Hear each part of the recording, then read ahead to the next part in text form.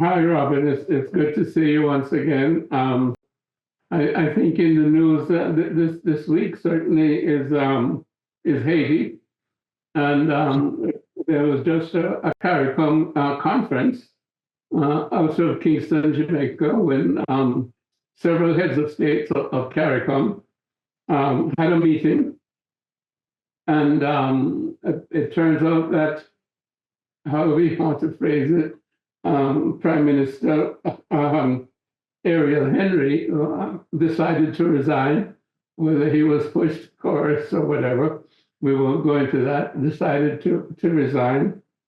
And it seems as if they've been able to agree to like a nine-member council or panel to run the country. What they call it, I think, a presidential panel to run the country until such time as they can bring everybody together, so to speak, and arrange for free and fair elections, whatever that means.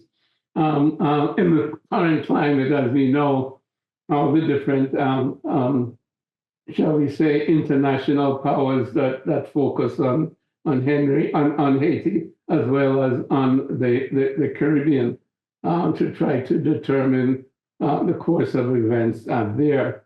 But I'm pleased with what has happened with CARICOM, because they've taken on agency for Haiti and its future.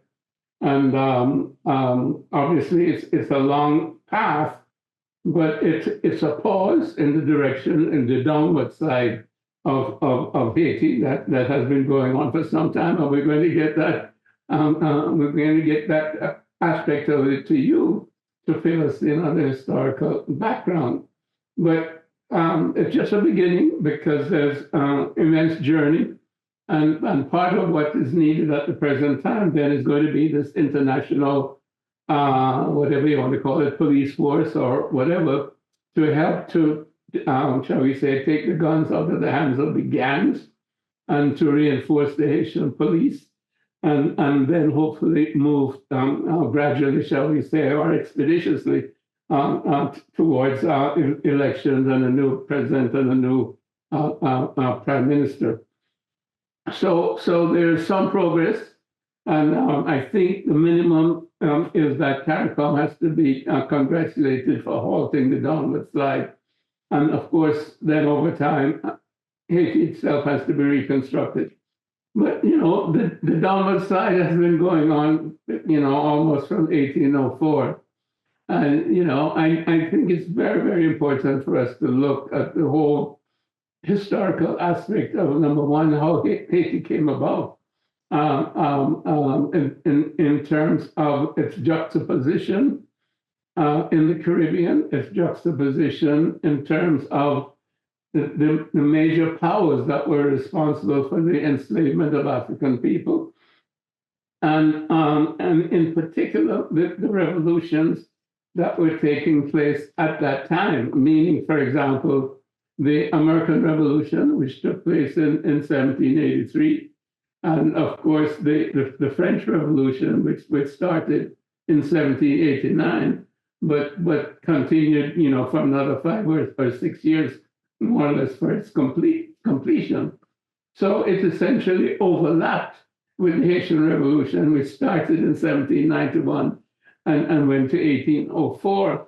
So what we have is a juxtaposition of revolutions and a beginning of nationalism, moving away from the idea of monarchy and that overlordship of the feudal system, moving towards nationalism. Can you jump in there and fill us in a little bit on the French Revolution, and who was it, Louis XVI, and storming the Bastille, et cetera, leading up to these changes? Because it's important that this connection, I think, is made, because we had in terms of the United States, oh my goodness, who was president of the United States at the time. He had his mistress and he had his slaves. And of course, he was still talking about equality and fraternity, etc. And he was very much influenced by the French Revolution. But of course, he didn't recognize the Haitian Revolution and fought against Toussaint Louverture and Dessalines, etc. And America did not recognize the French Revolution until much later, something like 1862. Anyway, I'll let you jump in there again because I think it's important, for us to understand the historicity of these movements, because initially they are ideas, but they're movements of people and energy, and then things get institutions get put in place. And I think people have to understand that we have a tendency to think that somehow, God is going to do it, or somehow over time things just happen. But things don't just happen. Somebody has an idea, and somebody else decides to carry out the idea, or a group of people decide to carry out the idea, and then you have institutions, you have nation states, etc., etc. So please, Robin, fill us in there, beginning maybe with the French Revolution. Yeah, Europe in the 18th century was an idea that the intellectuals were coming with. And the intellectuals were coming with the idea of the Enlightenment. And what the Enlightenment did was to look at how we see society, how we see science, how we see religion, and the idea that the old has to go if it doesn't stand up to rational thinking. And this led to the rationalist intellectual tradition, of which the Enlightenment was the part of it. Now, new research has found that the very first Enlightenment scholar wasn't René Descartes. It was actually an Ethiopian scholar called Zera Yacob, and his book was called the Hatata, which means the Inquiries. And so scholars have gone down that route, but we'll leave that alone for the time being. So Europeans, intellectuals were coming with this idea that there has to be a rational basis. And there's no rational basis for saying that God has given the king the right to rule. And that was the idea that was running through Christianity since the very beginnings of Christianity. And so that made the king a divine figure under which God has protected the king. And then that leads to this idea of a natural social order of elites, aristocrats, hierarchies, and so on and so forth. And essentially, the revolutionaries in France, the revolutionaries in America were challenging this. But the one group of people that neither group of revolutionaries really cared about was us. And so people will talk about liberty, fraternity, and all this kind of nonsense, but they did not include us. And that's very, very important. And so this notion then that the modern era begins with revolutionary France or revolutionary America, that's the way white historians tell it. And they will connect it to the Enlightenment. They will make sure that Zera Yacob and the Hatata doesn't get mentioned. And they will also make sure that the only real revolution that actually happened, where enslaved people destroyed a slave system, which is what the Haitians did, they'll make sure that that's not a part of the discussion. So this way they can claim to have invented the modern era, where instead of you being a subject of the king, you are a citizen. Instead of the king being the head of state, the president is the head of state. These types of ideologies is then what's supposed to be associated with modernism and is supposed to be associated with rationalism. And if you leave out the black chapters, the Hatata on one hand and the Haitian Revolution on the other, you can make it look like the whole modernist ideology has nothing to do with black folks whatsoever. And that's the fiction that the intellectuals have been able to maintain. And they were able to maintain it until, of course, you had great scholars like the legendary Trinidadian intellectual C.L.R. James, who made sure that the whole world knew about the importance of the Haitian Revolution and why ultimately Black people outside Haiti, we owe the Haitians, because the reason why we are free people today, that story of why we are free people today, why we are not enslaved today, we owe the Haitians big time. Yeah, I think it's important to emphasize that point. The name I was trying to recollect, of course, was Thomas Jefferson, who was the American president and who was supposed to be part of this Enlightenment thinking that had supposedly, started in France with the French Revolution. But of course, even though he embraced this liberty, equality, and fraternity as an idea, he never practiced it. He only practiced it in some sense for white people, as you have mentioned. And he fought against the Haitian Revolution and didn't recognize it. And yet still, America, of course, was a beneficiary because after the Haitians defeated Napoleon's army, he no longer had an empire in the Indies, shall we say, and therefore, his part of the empire in America was of no use to him, and his army, in some sense, was decimated. So America benefited by the Louisiana Purchase. You can also go into that, because that extended the overall area of the United States of America by another 33% at least. I'm not sure of that figure because it may be in excess of 33 and a third percent, but it certainly extended the size of the U.S., and the U.S. should therefore think of Haiti as a beneficiary. But it's important to know that in the Constitution of Haiti, slavery was forbidden. And that was the only constitution really at that time that did have that clause and that context. So anybody who came to the shores of Haiti would be a free person. Nobody could be enslaved or nobody could be enslaved on that island of Hispaniola. So that's very, very significant, and it buttresses the point that you made.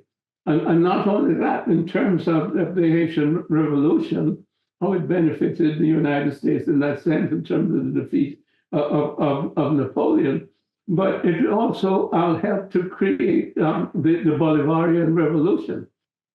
Because one of the things that Haiti did was to support Simon Bolivar, giving him arms and giving him money. And the major condition of these arms and this support was when you liberate Venezuela, when you liberate Colombia, or when you liberate, Bolivia, or any of those Latin American countries, you must free the slaves. So Haiti is extremely pivotal in that whole anti-slavery movement, but it's more than anti-slavery. It's an understanding of the freedom of human beings and as a necessity for our development. And it emphasizes, again, the fact that we're Homo sapiens sapiens, we're one species, and we're not just white people, Chinese people, Indian people, Black people, etc. And we should be fighting against each other. It understands the unity of human beings, and that we have this inherent right, shall we say, to freedom and to pursue, our own interests. And certainly within national boundaries and relate to each other as nations of people, but with peace and prosperity and goodwill between nations. And that's something that Haiti embraced in its constitution after it defeated, the French and the British. But of course, Haiti has paid the price over time. And as we mentioned, that while France ended up recognizing Haiti, I think it may have been in 1825 or something. We mentioned the United States didn't recognize Haiti until 1862. But both nations put an embargo on Haiti, and they restricted the high seas so that Haiti could not trade with the rest of the world. And then Haiti ended up having to pay reparations to France. Can you jump in on that particular piece in terms of how the world turned against Haiti when Haiti was advocating freedom for all of humanity? Yes, I can jump in, but I think we need to say what the revolution was. I mean, we've talked around it, but we haven't actually told the people what it was. So let me do that first, and then we'll come back to the impact of the reparations and so on. Yeah. Okay, so what happened was, for Black people living in the Western Hemisphere, nearly all of us were enslaved. There were one or two exceptions, but the rule was if you were Black and you lived in the Western Hemisphere, you were enslaved by Europeans. And where the Haitian Revolution is important is this is a successful example of Black people fighting back and winning. And people need to know this. So the fight back began with a priest, and this priest was engaged in traditional African religion. And his name has gone down in history as Bookman Dutty. And he led an Ogun ceremony, 14th of August, 1791. And that Ogun ceremony was to invoke an ancient African god of war and iron. And by the time we get to the 22nd of August, 8 days later, the battle began. And between 1791 and 1804, that's the period where the Haitians rose up, fought their enslavers, defeated their enslavers, and ultimately began to build a massive construction project of forts across the country to stop the invaders from coming back, and they were successful in doing so. And not only did they pull this off, while the revolution was happening, France attempted to invade them twice and were defeated twice. Spain attempted, well, let's try something. They were destroyed. England tried something. They were destroyed. And so ultimately, the Haitians in 1804 declared their country independent under all Black rule. That's a massive achievement. And people need to know, because ultimately, from the history of science and technology, here you have African people rising up and fighting against the most advanced technological powers in the world and defeating them. In other words, African science, African technology, African organization was tested to the limits, and Africans emerged triumphant. People need to know this. These are key facts that need to be made clear. And we've got to big up the likes of Bookman Dutty that started the thing, big up Toussaint Louverture, who continued the fight, big up Jean-Jacques Dessalines, big up King Henry Christophe. These are the big players that made it happen. And the construction program that the Haitians did immediately after beating the invasions, they built two major constructions. One of the constructions was called the Citadel Henry, which is the largest fort in the Western Hemisphere. Some people call it the eighth wonder of the world. And this was built by people who day before yesterday were enslaved. And they also built a monument called the Sans Souci Palace, which, as one scholar put it, was an erudite state-of-the-art monument never equaled by Henry's French predecessors. And the construction, which was a whole construction going all over Haiti, that was so impressive and so large and so well organized. That's why the Europeans didn't come back. Mm-hmm. And this is a very, very important story. So this is really where the Haitians fit in. Now, having been defeated, the French didn't say, okay, fair cop, we were defeated. They ganged up with their European brothers to find ways of trying to impoverish Haiti. And yes, you had all the blockades to make sure Haiti doesn't trade with other countries.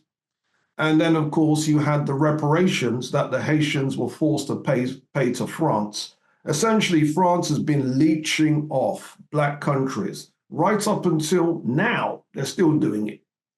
And ultimately, the Haitians are paid a huge amount. And that's one of the reasons why Haiti is today the poorest country in the Western Hemisphere. And this is also why the other Black countries need to bail the Haitians out, because we owe them. And that needs to be made clear in every school, in every Black diasporan country. They should be taught that we owe the Haitians big time, because ultimately their country and what they did is the reason why we are not enslaved today. I think that's an extremely important, point, and I sort of link it. We just celebrated the Battle of Adwa, 1896, where Menelik II and the Ethiopians fought against the Italians and made sure that Ethiopia was not colonized. Again, this is of major significance in terms of the African continent and the African psyche, that there was at least one country there that fought against, Italian imperialism or European imperialism, and was able to defeat it. I think it's a similar thing in terms of us in the Western Hemisphere, who had been enslaved over time, and Haiti was able to fight this revolutionary war from 1791 to 1804. Tremendous sacrifice, but ended up being victorious against, as you mentioned, the French, the English, and the Spanish.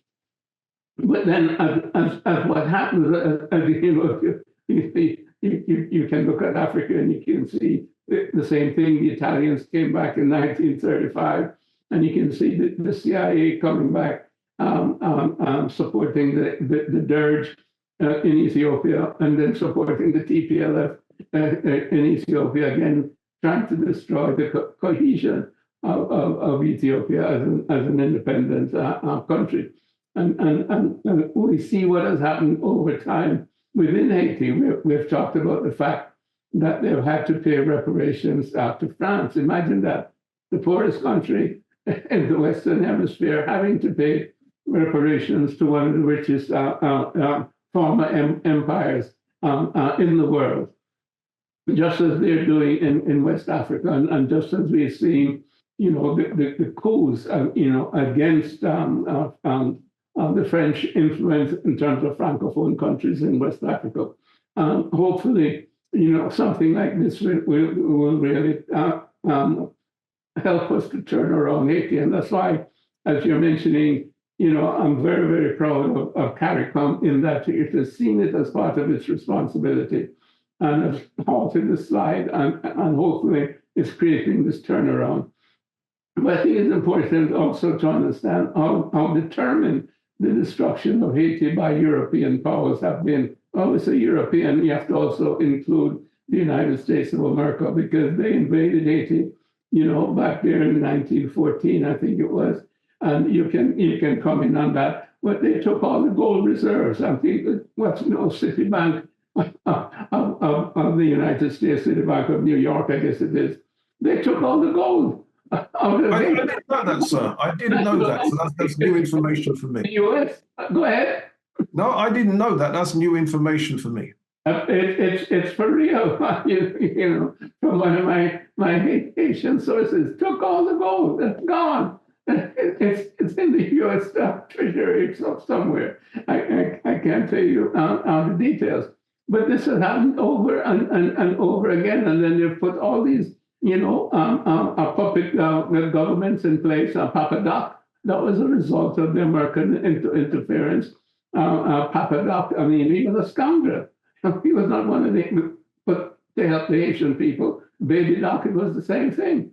and over time they did the same thing with Martelli, bogus elections, and whenever the Haitians, had anybody who was viable in terms of a true nationalist, like Aristide. Aristide won 97% of the vote. But what happened? The CIA went in, made him an offer he couldn't refuse, and took him out of the country.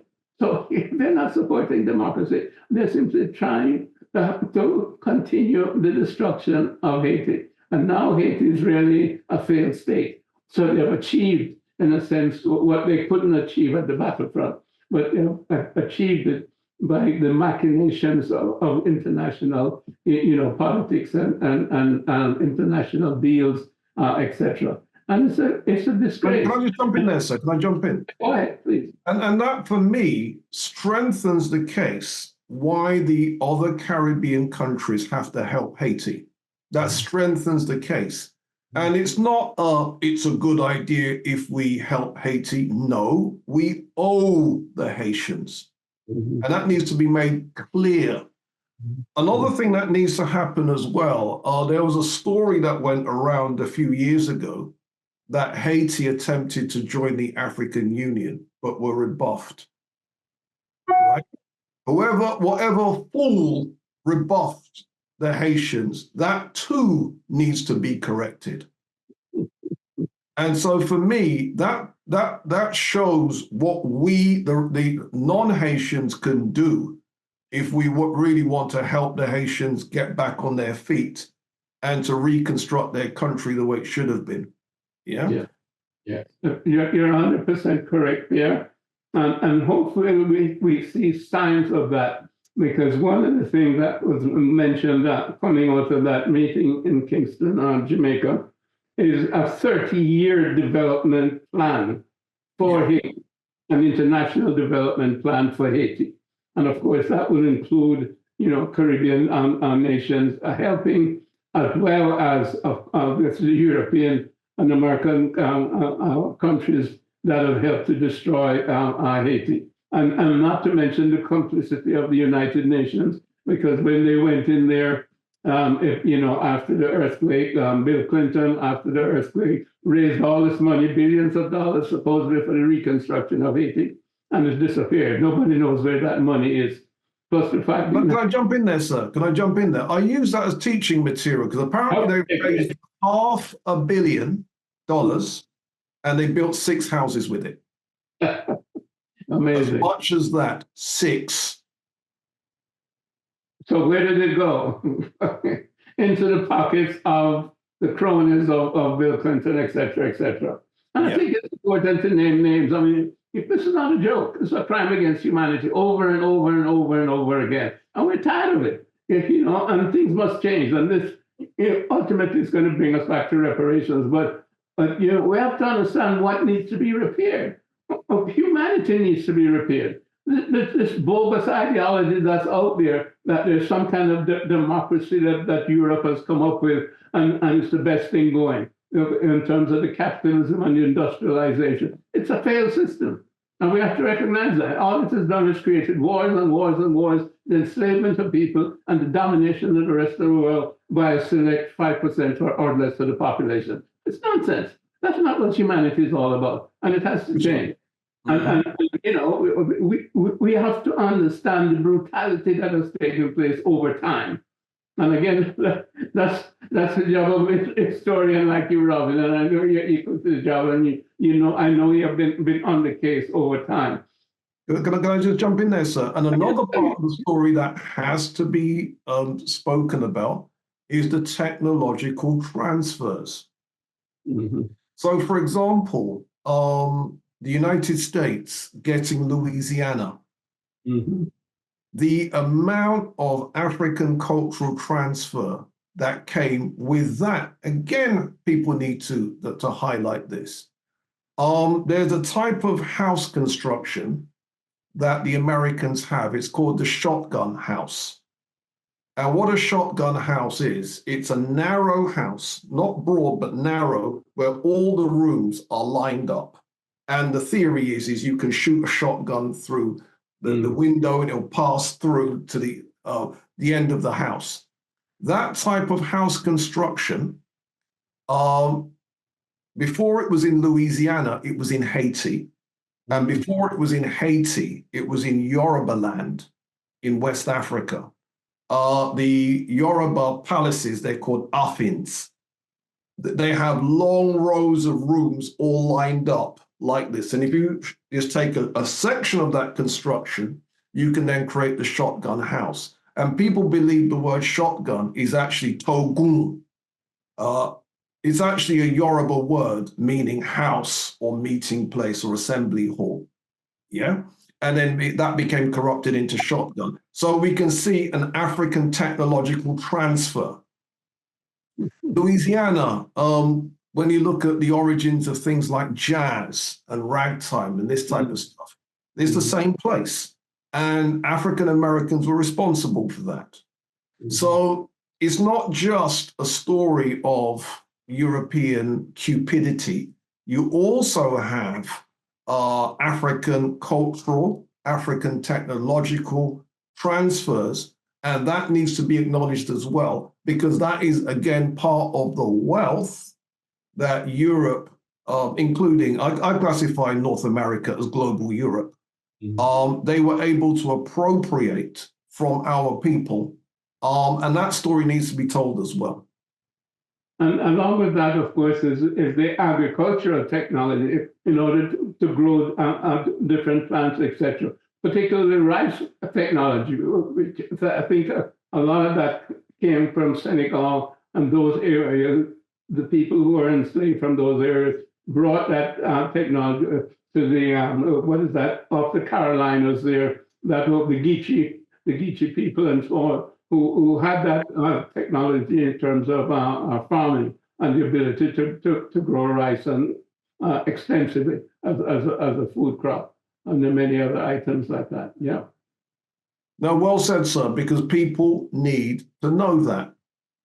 Because a lot of people don't realize that rice technology, let me quote from a book. There's a scholar, I've mentioned him before, I'm going to mention him again, Vincent Taraku Farrar.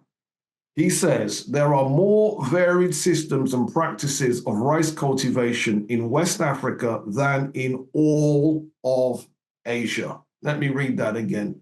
There are more varied systems and practices of rice cultivation in West Africa than in all of Asia.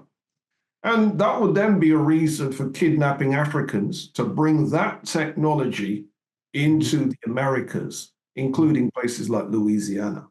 Yeah. And at the present time, unfortunately, I think a lot of African countries import rice from Asia because of the destruction of that ability in terms of our own agriculture. An interesting story along with that is that America destroyed the ability of Haiti to grow its own rice and its own food products by importing this cheap rice from the United States. And you know what they do? They subsidize the farmers here in the United States so that they can sell cheap rice. So what they do now is make an agreement with the president of Haiti, force him to sign an agreement that there'll be no tariffs.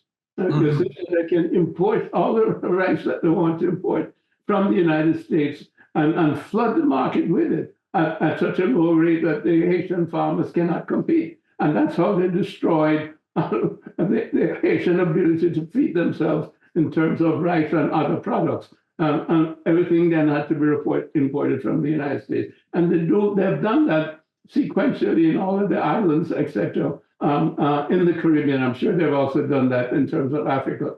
But they did it in Jamaica with our cattle and our milk production.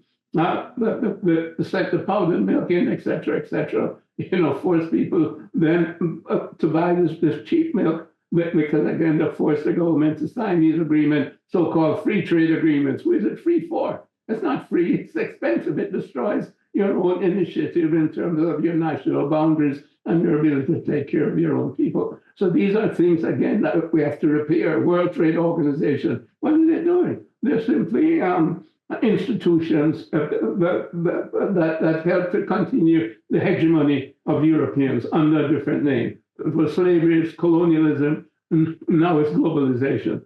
So those things have to be looked at, through a microscope, and understand that that's how this system has continued over time. And it has morphed from different names, as I mentioned, from the enslavement of people to the colonization of people. When you go into their lands, you no longer just take their people out, but you go into their lands, take their resources, and then you tie them into an international monetary system where your money is the basis of everything, and their money is worthless unless it can compete with your money. And this is where BRICS is coming in right now, because hopefully the BRICS people might be able to change that. Yeah.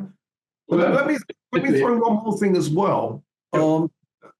I think you're aware there's been a piece of music that's been released over the last few weeks by Beyonce called Texas Hold'em. And what it is, it's a country and western song. And people were saying, country and western, why can't this Black woman just stick to soul music? And she then said, or to be exact, her mother said, but there's a Black cowboy culture. Yeah. Okay, now what's this got to do with our subject? Again, according to Vincent Taraku Farrar, at one time, all the cowboys, all, not some, all the cowboys in 16th century Hispaniola. Hispaniola is Haiti and the territory next door. That was one thing called Hispaniola. All the cowboys were Africans. So in other words, it's not, in America, African Americans make up, some people say a third, some people say a sixth of cowboy culture. In Haiti, they made up 100% of cowboy culture. Again, a lot of people don't realize that those skills of raising livestock and cattle and horsemanship, we were doing those were skills that, again, came from the Wolof, the Fulani, and the Mandinka areas of Senegambia. Yes, the contributions are enormous, and as you're mentioning, many of those contributions are now just being understood and being brought to light because of the propaganda has been so nefarious and so complete over centuries, as if to say, Africa didn't have a history and didn't have a civilization, didn't have a culture, and somehow Europe was everything. And of course, that included also the rest of the world. Everybody was, quotes, uncivilized in comparison to Europe and the Americas. And yet still, if you look at the history, the most savage people on planet Earth over time have been the Europeans. They've destroyed, whole cultures, whole groups of people. They've committed genocide against the Native Americans, not just in the United States and Canada, but through Central America, through South America, genocide against the Australians, the people in Tasmania, New Zealand, and you can go almost on and on. It's only in very densely populated areas, such as, Africa. Of course, also the country was hostile in terms of its geography, as well as its insects and what have you. And places like also, China, where they could not advance interior to a great extent. Those are the areas that have been saved from their massive predation and extinction. Because what has happened to most of the indigenous people in the Americas? They're on reservations or they've disappeared. Or they may be high in the hills in the Andes in some places in South America, etc., in Central America. But this has to be understood that this Euro-American perspective of scientific materialism and industrialization has played itself out, and it has created nothing but havoc, and it's responsible for the climate crisis as well as the crisis in humanity. Because if you look at them, in particular the United States of America, all it's been doing is fighting wars after wars after wars. And if you look at what is going on, right now, the number of countries that they've invaded, in the last 10 years, etc., and they're continuing, whether it's, Afghanistan, it's Libya, it's Syria, it's Lebanon, it's Yemen, it's Gaza, and it's Palestine, and it's Ukraine, and they're going on and on and on. I mean, and the military-industrial, complex is the most significant complex in the world, and nobody has. Can I jump in there, sir? Can I jump in? Please do, yes. Again, shouting out Professor Vincent Taraku Farrar. Mm-hmm. And what he says here is really, really important. And this is what we can build on in challenging European hegemony. Mm-hmm. He says, when you're judging a technology, the question you need to ask of a technology is, does it make rational use of the available resources? That's your first question. Is it appropriate for the environment? And can it be intensified to serve huge populations? So your population's growing. Can your technology feed those people, clothe those people, house those people? And he makes the point, when Europeans were colonizing the Americas and stealing land from the Native Americans in North, Central, South America, and the Caribbean, they had three choices. They could have used their own techniques for intensification. They could have used Native American techniques, or they could have used our techniques. They chose our techniques. So African farming technology was capable of intensification without using harmful petrochemicals. They were capable, metallurgical techniques were capable of intensification. So in other words, the idea that we're going to give Europeans the Industrial Revolution, I'm challenging that. I'm challenging that because without our technologies, intensification, certainly North America, Central America, and South America couldn't have been done without our technologies. You've got to remember, we were the metallurgists. Mm-hmm. We were the mechanics. We were the miners. We were in all the other areas of cattle and that type of thing. We were the boat builders. So these are the kinds of things that would not have existed in the Western Hemisphere. And remember, Europeans had three choices. They could have used their own technology, Native American technology, and ours. And what we were able to do was to incorporate the best of Native American technology with ours and be able to use that technology and intensify it so that we could feed, clothe, and house huge populations. So the idea that the Industrial Revolution was just Europeans, I think we've got to challenge that. Yeah, not only challenging it, but we have to look at the Industrial Revolution from the perspective that what it has done is that it's revolutionized, shall we say, the way of looking at society, meaning that society is not, the individual human being is not central to society.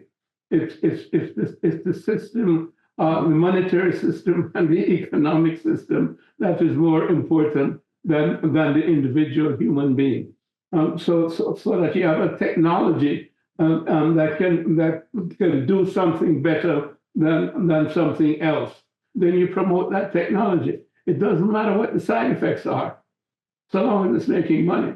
And you can see that, for example, in the pharmaceutical industry, and maybe in the vaccine at the present time. I don't want to go too deeply into that, but let's just look at the pharmaceutical industry. I mean, how many medications do they come out with? This is the latest thing. It's going to cure everything from cancer to arthritis. Okay, and in 6 months they have a recall, and then another 6 months, another new world-saving drug is going to come out, and so on and so forth. It goes out there, and it makes billions of dollars, and then the side effects are coming in, and they pay out billions of dollars in lawsuits, but they still make billions. And this cycle continues over and over and over again. And again, you can see that across the board. If you look at the whole agricultural system, they destroy the topsoil, and then when the crops aren't growing, then they come in with chemical fertilizer. And then, when they do the mass production, then it leads to all sorts of insects, et cetera, et cetera. Then they come out with herbicides and fungicides and so on and so forth.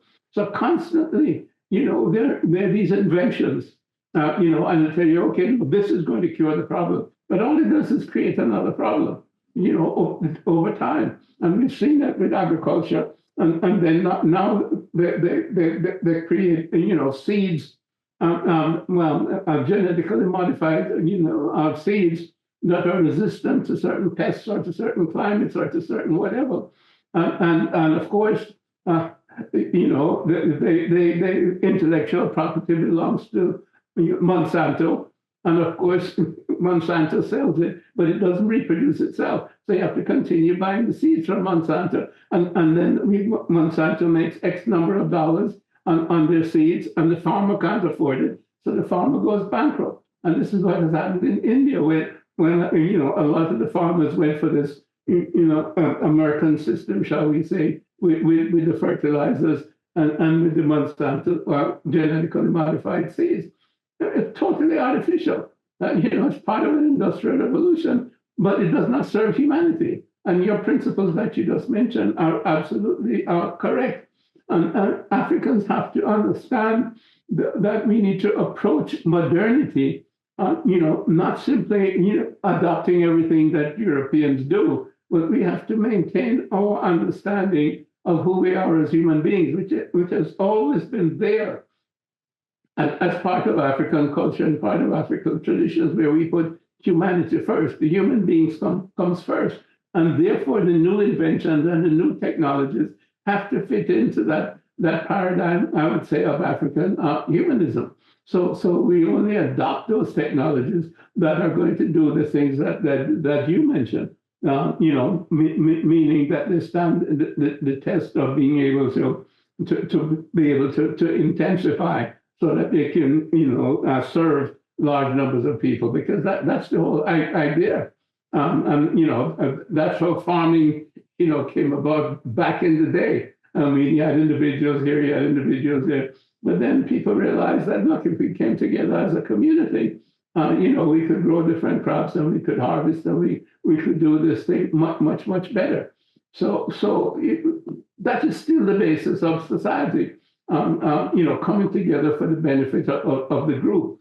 And, I guess we can call it communalism, if you will, but that's intrinsic to Africa as opposed to individualism. And we need to understand that. And I'm thankful. And maybe you should repeat those parameters again, because I found that very instructive.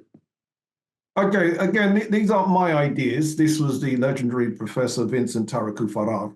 And his point is, you've got to ask yourself 4 questions. The first one is, does the technique make a rational use of the available resources? The second question, he says, is it appropriate for the environment? The third criteria is, can it be intensified to serve huge populations, meaning feed huge populations, clothe huge populations, house huge populations? And then he says the fourth one, whose technological processes did Europeans use in the Americas? And given a choice, they had 3 choices. They could have used ours, they could have used Native Americans, or they could have used their own.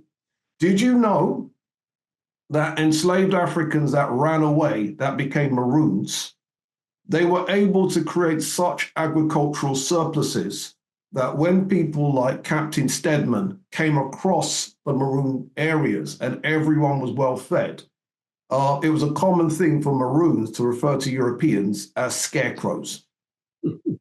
Why? Because they were not well fed. They were trying to use their European techniques of agriculture in the Americas. They were able to get very, very low crop yields. And that low yield meant essentially people had very, very lean diets. Hence, Maroons would call Europeans scarecrows.